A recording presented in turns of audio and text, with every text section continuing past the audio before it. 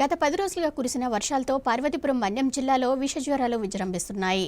జ్వరపీడిత బాధితులతో మన్యం జిల్లా కేంద్ర ఆసుపత్రి కిక్కిరిసిపోతుంది. ఆసుపత్రి ఓపీ విభాగం రోగులతో కిటకిటలాడుతుంది. చిన్న పెద్ద అనే తేడా లేకుండా డెంగ్యూ, మలేరియా, టైఫాయిడ్ జ్వరాల బారిన పడుతున్నారు. దీనికి తోడు కాళ్లు, కీళ్ళనొప్పులతో ఇబ్బంది పడుతూ వైద్యులను ఆశ్రయిస్తున్నారు.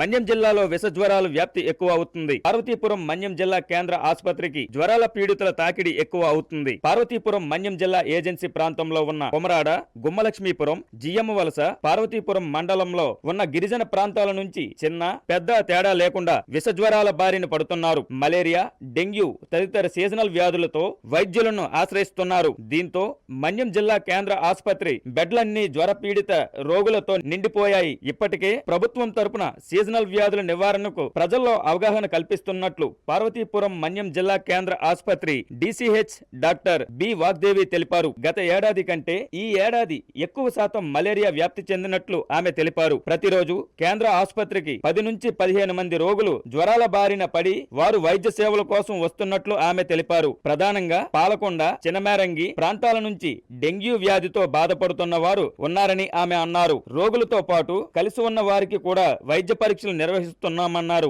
సీజనల్ వ్యాప్తి నివారణకు అన్ని రకాల చర్యలు తీసుకుంటున్నట్లు ఆమె తెలిపారు. జ్వరాలకు సంబంధించిన మందులను ఇప్పటికే ప్రాథమిక ఆరోగ్య కేంద్రాల్లో అందుబాటులో ఉంచినట్లు తెలిపారు.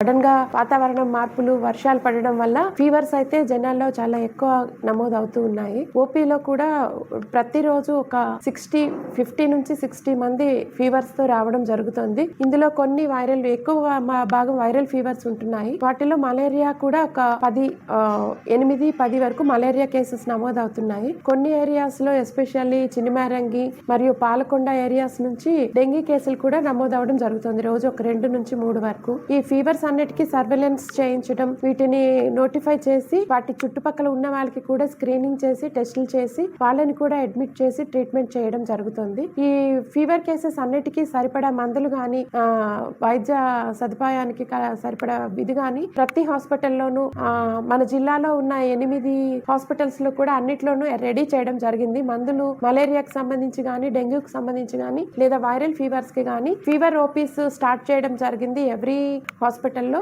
Only for fever cases special గా ఒక ఓపీ క్రియేట్ చేయడం జరిగింది. డాక్టర్స్ 24/7 ఫీవర్ కేసెస్ చూడటానికి పెట్టడం జరిగింది. అలాగే వాటికి సంబంధించిన మందుల్ని కూడా రెడీగా ఉంచడం జరిగింది.